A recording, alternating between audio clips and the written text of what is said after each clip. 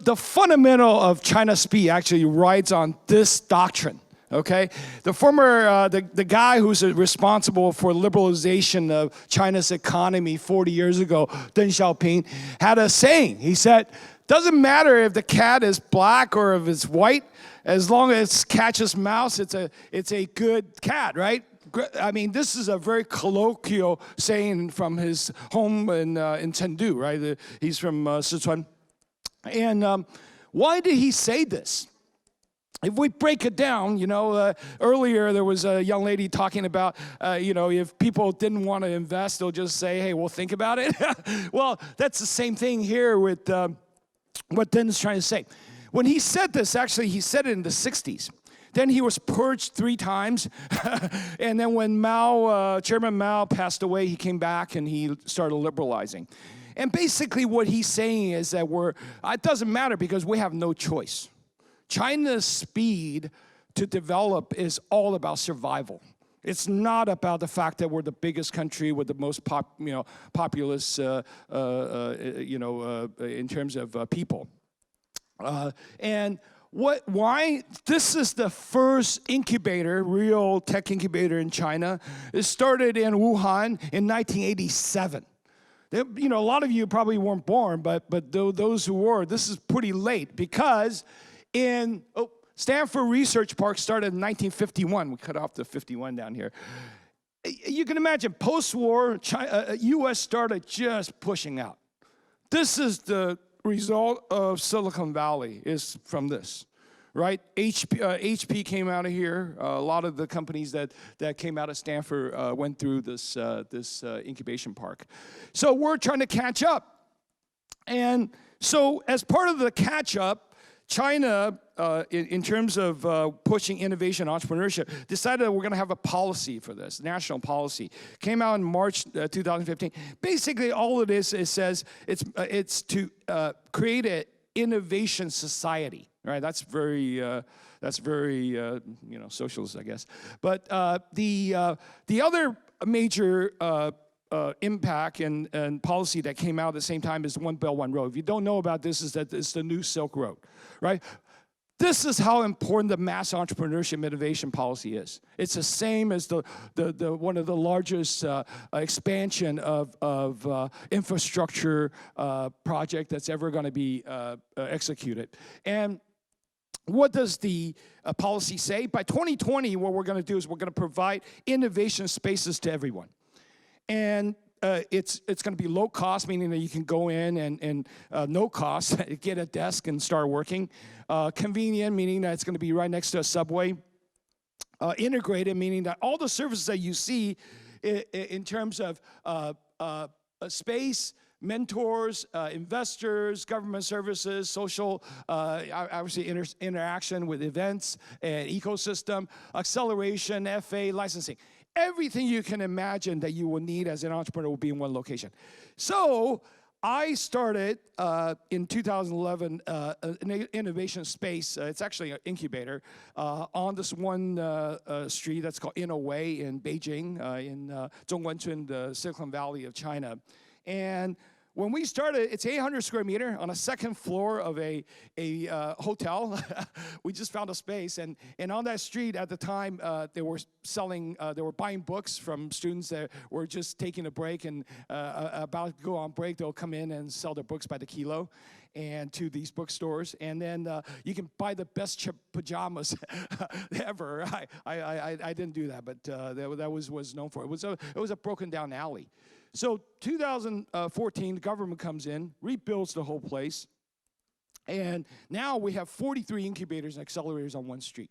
So it's like Chinatown. So basically, you've got an innovation street that you can just go and walk around and try to find investment, talk to people with the like-mindedness of pushing innovation. So we're very proud of that. So the model that the government took was our incubator, 800 square meter. So now it's they said it's 1,000 square meter. So we created, so the mandate is every district in every city has to build innovation spaces. So we went from 50 incubation spaces like what we had at Garage Cafe on In a Way to almost 6,000. I think we're past 6,000 now. But per capita wise, that's actually not that much, right? So you know we have 1.4 billion people. So what's 6,000 spaces? But that's expansion in the sense that this helps people who want to create their own business and who want to push innovation. And obviously tech innovation is a big part of this, but you don't have to be a technologist or an innovator or someone who's into core tech. You could just open up an online store and you could come in and work. So not the first time that China has done this. So, but this is China's speed, right? So we started with then in 1978 when he liberalized the economy. This is the first license, first business license in China, in Wenzhou. And that lady's very proud. She's still around. We saw her just recently for the anniversary. Then the second stage, second wave was what we call the 92, class of 92. And what happened was, during the 80s, early 90s, and the late 90s, Chinese government decided to downsize. A lot of scientists were laid off. And what did they do? They went in and became entrepreneurs. Guess who one of these guys was the head of Huawei, right? Then they actually started a little earlier than this, but that was the class, right? These guys didn't have a job, so they went out and created companies, including Lenovo. So we're seeing the fruits of actually two waves before where we are now with mass entrepreneurship and innovation. And then third wave was this guy named Jack Ma with BAT, Baidu, and Ali and Tencent. The internet startups, the platforms. And this is a third wave. And then now we're into the fourth wave, which is mass entrepreneurs innovation. And it's starting to gain momentum. We hope so, because it's extremely important that we have an option. And so we decided, so what are the KPIs that government looks at? So just like that lady with the business license, this is a number of companies created in China on a daily basis from 2015, 12,000, 16, 14,000, and then all the way up to 18,000 now in last year. Well, that's great, good KPI, but I'm almost skeptic. Yeah, per day. This is per day. So you're looking at about almost 6.5 million last year. Yeah. So well, China's skill, right? Don't get too bogged down on the numbers. It was just numbers. and then so I decided that I was going to do a little bit more digging in terms of what that means in terms of validation. Well, this is trademark registration application. Now, this is not final approval. This is patent, basic trademark pending, register trademark RT. And then on a daily basis, we're looking at last year about 7.3 million. But the idea is if you add up the number for 2018, we're that 6.5 and 7.3. There's quite a distance. So what does that mean? A lot of more people are actually applying, for their logos and their branding in China. Or what else could happen? Maybe people are squatting.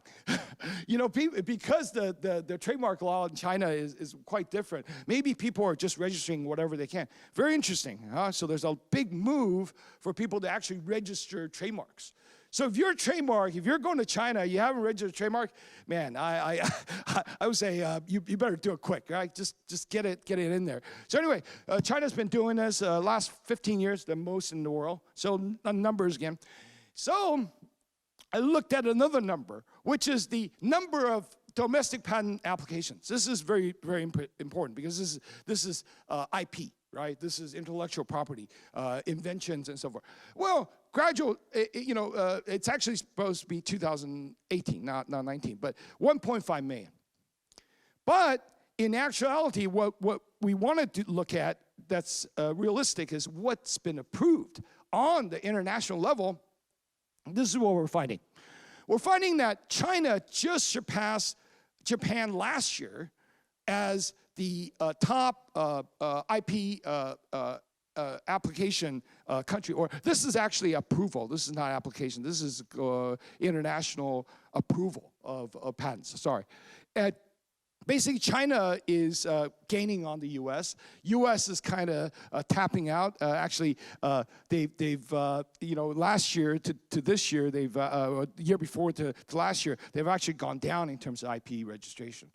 And Japan, always there, which is very impressive, right? So you've got two major countries, 380 million to 1.4 billion, then you got 130 million, right, in population. So China, it shows that Japan is extremely competitive, and China, with the amount of number, we're not very, very innovative. That's just the case in terms of numbers, right?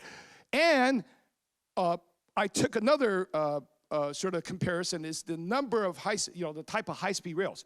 Guess who's not on the list? United States is not on this list of countries with high-speed rail.